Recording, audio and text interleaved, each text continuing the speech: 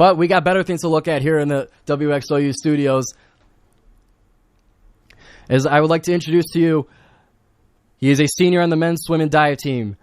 He's coming off of ACL surgery he had past May and was able to fully recover in December. He placed 7th in all 3 of his events in the conference championship meet, and he placed 16th in the 400 IM at the National Invitational Championship meet. Ian Allen, welcome to the show. Ian Allen, welcome. Hello, happy to be here. So glad you could come here. This is the reason, you are the reason that I wanted to move my show to a later spot so much, because Wednesdays at 1 o'clock is just everyone's in class. That's when everyone's busy. So it was a little bit of a graveyard shift, but finally having a guest on Thursdays a little bit later in the day, happy to have you here. Yeah, it's perfect timing. I mean, everybody's already eaten dinner. Sit down and watch the GioMoShow. We'll driving on home as well. So I want to get right into it. You guys just came off of another Horizon League championship. You guys maintain your over 40-year win streak in conference meets. So how did the season go for you and for the team in general? Like, walk me through that. So I had a rough season last year. I got COVID, and then I got mono, and then I tore my ACL. And I had maybe 6 months where I was doing physical therapy and trying to get back into the sport. There were times where I would show up to practice in crutches. I think the first day of practice I showed up in crutches, so it was a little rough at the beginning. I then fully recovered in December. I got cleared in December, which gave me the opportunity to compete in our mid-season meet. And I did all right. I did way better than I thought I would. And I think it's, I was a really, really skinny guy. I was like 145 pounds. I gained 50 pounds over that surgery. And yeah, it was kind of like, dirty bulk weight, but it really helped. It really, helped me feel a little bit more smooth in the water. And but after that, I get done with mid-season, and I had this burning in my arms. Really? Yeah. Is that normal for swimmers? No, not really. Not down there kind of burning? Yeah, it was like a stabbing pain that would go up, and I didn't feel much. I didn't feel a lot in my pinky and my ring finger. Oh. When I would get done with practice. And it was in both arms, and I found out through the doctor that I had loose nerves in both arms. Oh, my. Yeah, I was out for 2 weeks for that to fully recover because I didn't want to push the ACL as well. Oh, of course. But, at the end of the season, we get to Horizons. I swim relatively close to, like, all of my other times that I have swam. I swam faster than I did last year when I had mostly a full set of training behind my back. So I'm really excited too because I ended up getting a personal best in my 400 IM at our National Invitational meet. Yeah, where you placed 16th. Great job, by the way. Congrats. Thank you. And I'm really excited for this 5th year. Now, with regard to the team, there's a lot of people that come on over the summer and they're a little bent out of shape and stuff, but we have these 6 weeks where each week gradually gets harder. Oh, yeah. And week 6 was torture. Was that the hell week? Yes. That was our peak week. And there were a lot of people that, really wanted to quit. At that point, really, kind of just they get you that bad. They really push you, and they've gotten more intensive with the training, with these 6 weeks training. Like in my 4 years here, every single year has gotten a little bit harder and a little bit harder. So not only week to week does it get harder, but year to year, those weeks have been getting harder. Yeah. Oh my. Yeah. And we get to mid-season. We did really good at mid-season. I think there's a lot of people that don't really perform until that end of the meet, that championship meet. Right. I've been one of those people for a long time too. But we get to conferences and we knew that we were behind IUPUI the first day by about 100 points, and it didn't really bother us. But we get to the last day, and we're like, we could lose this. It got close, didn't it? We were like, more likely than not, we are going to lose this. And so we had a bunch of people pull swims out that won us the meet. Our distance swimmers. Oh, yeah? Yeah, we're in the side lanes, lane 1 and lane 8, which are man. which those would be the slowest heats in a heat. Yeah. Lane 1 and lane 8. IPUI had people in lane 4 and lane 5, and we ended up beating both of their guys in lane 1 and lane 8. It was great. Honestly, that probably won us the meet because that was right before our last finals, and that 400 relay. Yeah. Shout out Kieran, and shout out Brojo for that 1650 swim. That was great. Man, those are tough because I swam 4 years in high school, and in high school the longest event is a 500, and there was a few weeks where the coach did have to put me along in the distance swimming, and the 500 is brutal, but the 1650, I am so glad I dodged the bullet. I never had to swim that even in club. So much mental toughness in that, and I've tried to swim that event. You have to train specifically for that event. Yeah, I'm sure. Yeah, it's like, we have people training weeks on end for just that one event. So, but then we get to our national invitational meet and NICs, and we did amazing. We finished only 8 points behind Texas Christian University. I think Ohio State brought their B team. They were third, and we were only about 15 points away from them. They were third place with their B team? Yeah. Where's their first team? Where's their A team? Probably training for NCAAs. Ouch. Yeah. But they had a few big names there. Indiana. I think we ended up our guys ended up beating Indiana. But we had some great swims. Some meet records were set. Meet records? Yeah. Good job. Good job to the team. Shout out. Yeah. And Christian Bart, he won the 50 breast, and we ended up scoring a lot of points. I think everybody but one person on our guys ended up scoring at that meet. Wow. And yeah, creating a significant impact. I'm sure, yeah. In the women placing 16th, it's not I was noticing there was only about 41, I believe, teams that competed for the men's, but there was 57 for the women. Mm-hmm. So, yeah.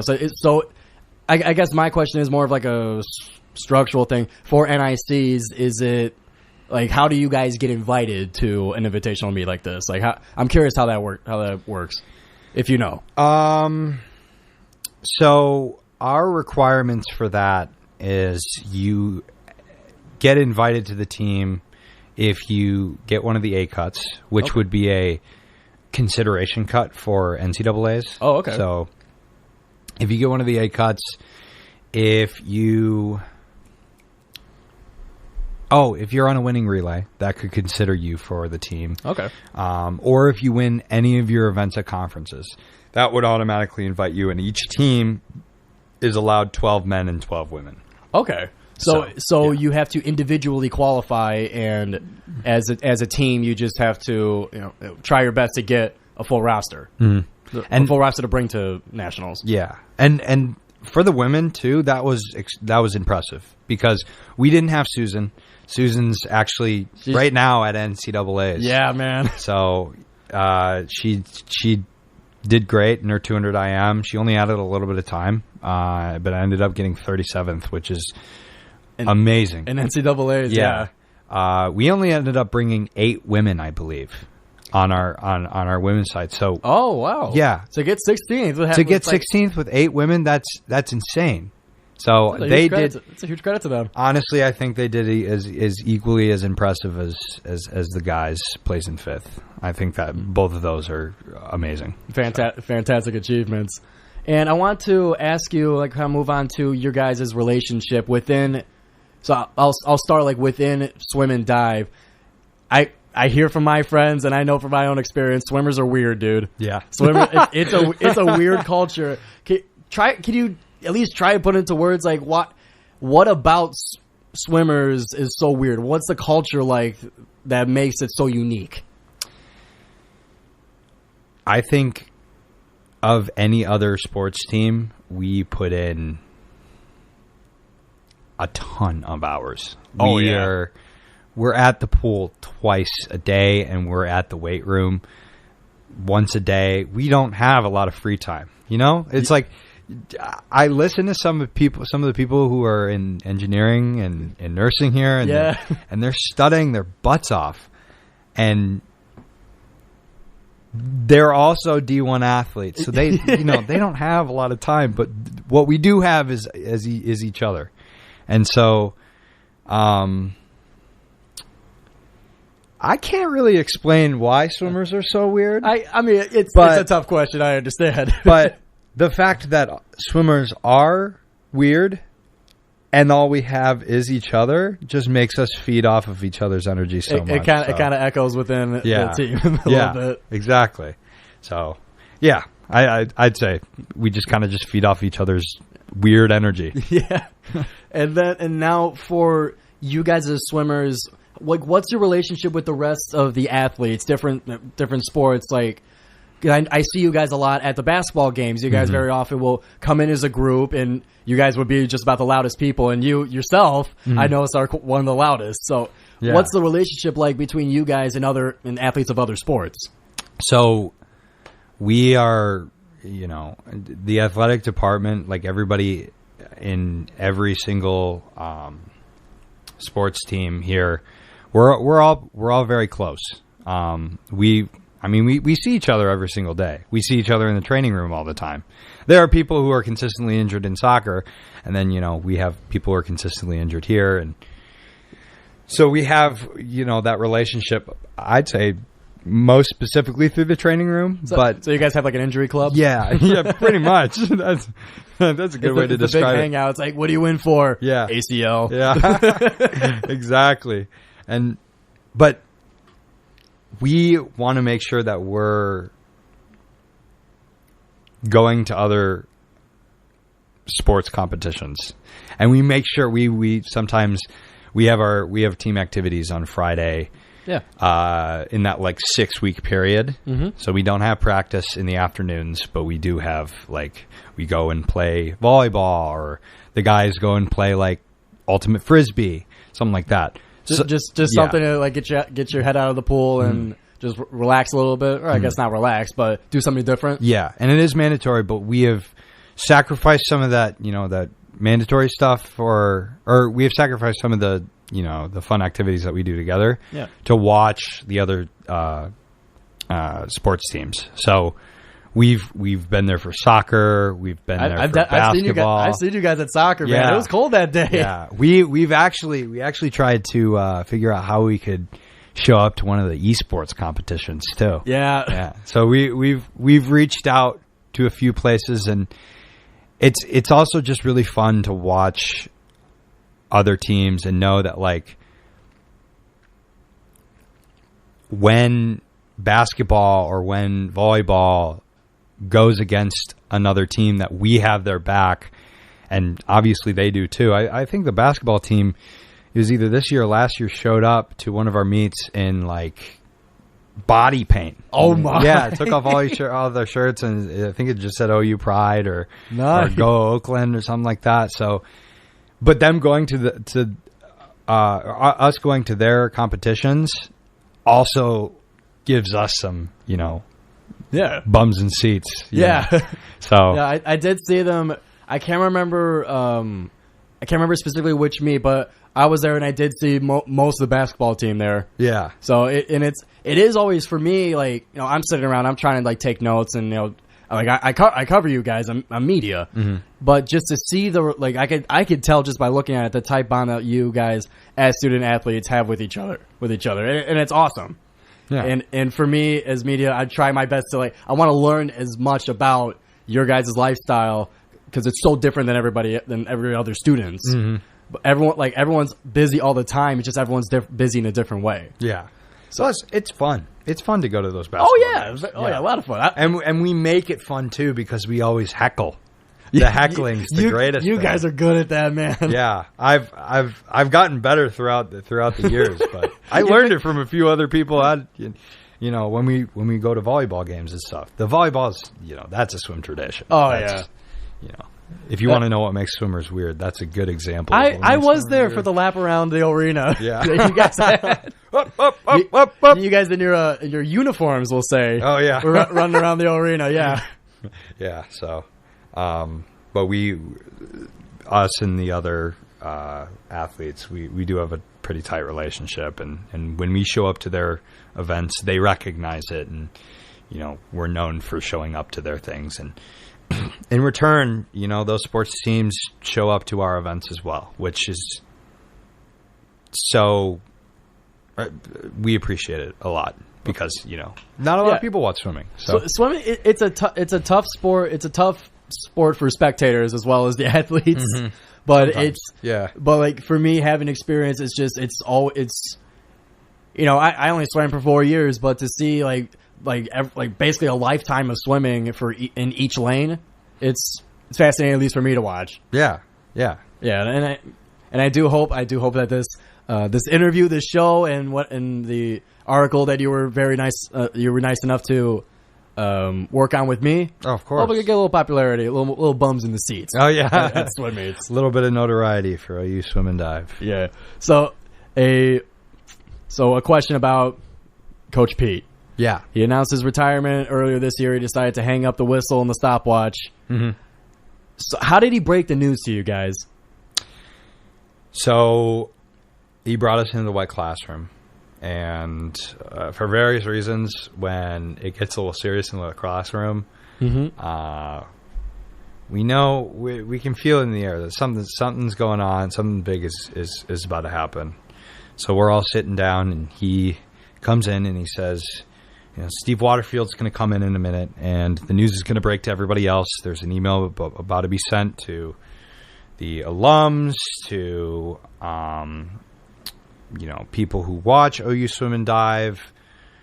There's going to be an article, but I wanted to let you guys know that I am retiring. And he said, but I'm not leaving. He's not leaving. He is going to stay. We have a technique week. Mm-hmm. And we used to have Ernie McGlisco, but, you know, he is pretty far away. So it's a little difficult for him to come over to watch us. And kind of critique us. So, mm-hmm. And Pete really loves technique. So he said he was going to, you know, come back just to be a technique coach for that week. And more of a visit. So he said, I'm not leaving completely. I'll be around, but as a head coach, I am retiring, and I just wanted to thank all of you. And then, you know, and then the tears started falling. He got cut off, and then we all gave him a standing ovation. And he's trying not to cry. Of course. And then he was, all right, sit down, bring in Steve Waterfield. Yeah. And then Steve Waterfield kind of explained the situation to us and told us that, you know, there was head coaches that are interested to take Pete's spot, and they'll all have like interview and time to be interviewed and stuff like that. So the process of that is ongoing. But process of a hiring that they haven't had to do in a while. yeah, exactly. 40 some years, man. That's fathomable. He coached my, like, it's crazy to think about that he coached my dad and my uncle when they were swimming in the 1980s. Like, I was 20 years from being born. It's crazy to think about. He's generational. Yeah. For sure. Yeah. Michigan Sports Hall of Famer for sure. Oh, yeah. Oh, 100%. For sure. Yeah. Goes down as one of the greatest coaches in the NCAA. So for you guys, do you guys get a say in the hiring of a new coach? You guys as the current team? Or is it all up to AD Steve Waterfield and the staff? So we do get a say, but it's leadership council who gets a say. So the team captains of OU Swim and Dive watch the interviews. They get to ask questions just to know. And I don't know exactly because I'm not on leadership council as of now, but right. I don't know exactly if they get an entire say of who gets to be head coach, but they do get to ask questions for people who are interested in that position. I'm sure the questions you guys ask go into in consideration for others who make the decision. Mm-hmm. Yeah, actually, sorry, I forgot to mention something. Leadership Council does go and watch the interviews. Yeah. But if we had any questions, we would relay that to Leadership Council, and then Leadership Council would ask those questions to the potential candidates. Okay, good. So you guys do get some form. You guys get some form of a say in the new hiring. Yeah, we're definitely very involved. What's it going to be like swimming for someone who having a new head coach? Me personally, I had a new head coach after sophomore year of high school, and it was definitely a big adjustment. What are you guys expecting for next season? Not swimming with Pete. I know it's hard to predict the future, but it's gonna be weird, huh? It's going to change, but I think that was one of the reasons why Pete stepped down. He said, it's time for a new face to come in. I can only imagine. Mitch Alters is our assistant coach. If he becomes head coach, I think he will continue on some of the traditions that Pete has. But it's so hard to. It is hard to think about. Yeah, I'm sure it is really hard to think about. Yeah, because for at least my experience, so I swam at Dakota High School. And when I showed up, I swam just from 9th to 12th grade. I didn't have any experience before that. Mm-hmm. But Coach Simone, he was our coach, and he's been the coach was the coach since 2005. Yeah, since the start of Dakota Swim and Dive. Mm-hmm. And then he got promoted to another teaching position, and then left our assistant coach, Coach Dave Smith, to lead the reins. And it was a lot. It was even with the assistant coming in, not to scare you, but there was a bit of a change. There were some traditions lost and new ones created for it. See, that's the thing. I think somebody who comes in to this program to be our head coach, they're going to have a deep understanding of the traditions we have here. Because, and I don't, whoever it may be, I know that Pete having a decision in this is going to, that's probably going to be one of the most important things he's going to take into account. And I am sure that whoever does come in, those traditions, the things that we do, those won't change. And we have OU alums as our assistant coaches. We have Darren Abbasi, who he swam on OU back in the day. We have PK. PK's this really wonky character who he won NCAAs when the Oakland was D2. We have Mitch. Mitch swam in 2015. He was Horizon League champion. So we have these people all from almost all years, all generations. Yeah, all generations, and all of them have kind of said that the traditions that we've had have remained similar. So I do think that is one thing that's not going to change, but maybe the way that we do practices, maybe what's more focused on will differ. And I think that's what Pete wants. He wants somebody. He wants a fresh face to come in and somebody who understands what swimming is like right now. Not saying that Pete didn't, but he did say a more fresh perspective. On swimming. So exactly. It sounds like Oakland's looking forward to not as much a tradition and thematic change, but more of a hard just practice and strategy kind of change. Yes. Yeah. Good. Yeah, good. I've summed it up pretty well. Yeah. I could be good at that sometimes. I do radio. I hope I'm doing great, but If not, you're doing great. You're fantastic so far. It's still a pleasure to have you. And we do have 5 minutes, but I do have one question, and this is a little bit of an open-ended. So you have taken the opportunity to take a fifth year given to many athletes from COVID-19, taking away most of the season. Yeah. So for your last season, what are your goals? What are you trying to do with this last season and a sort of a second chance? So,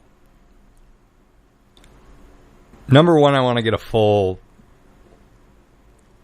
season. I want to get I feel like if I were to end off right now, I didn't get a full season. I got 2 months to really, really train. So, full season behind my back. I think the tinier goals are, I really want to score more points at NXCs. I really want to get top 3 at Horizon League in all 3 of my events that I got 7th in. But at the end of the day, I think the biggest thing I really want is just to see what I can do. Like, this past year, I have tried to become the best possible version of myself that I could be in the sport of swimming. And I think, the ACL surgery, I was a little handicapable. Yeah.